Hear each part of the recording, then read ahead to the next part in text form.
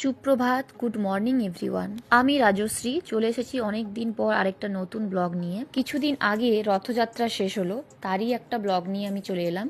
তো আমাদের বাড়ির সামনে যে নারায়ণ মন্দির আছে নামকুটির, ওখানে এই বছর প্রথমবার আমাদের গ্রামের যে জগন্নাথজি আছেন উনি এসেছেন মাসিবাড়ির উদ্দেশ্যে। প্রথম রথযাত্রার দিন মানে শুক্রবার উনি এসেছেন, আবার শনিবার দিন উনি বাড়ি ফিরে যাবেন। একটা ব্যাপার কি জানো তো, আমার মায়ের চোখে মুখে একটা আলাদাই আনন্দ, ভক্তি, একটু অন্যরকম অনুভূতি দেখতে পাচ্ছিলাম। কারণটা হচ্ছে আমার মা মাসি হওয়ার সৌভাগ্য নিয়ে ইনভাইট করতে গেছিল তার ভাগনা ভাগ্নিদেরকে। তো আজকের দিনটা ছিল রথযাত্রার শেষ দিন।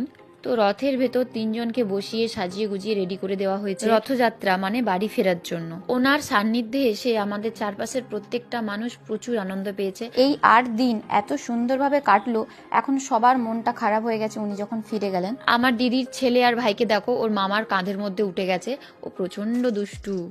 রথ চলে যাওয়ার পরেও আমরা মন্দিরের সামনে অনেকক্ষণ দাঁড়িয়েছিলাম। তো চলো টাটা সবাইকে, দেখা হবে নেক্সট ব্লগে।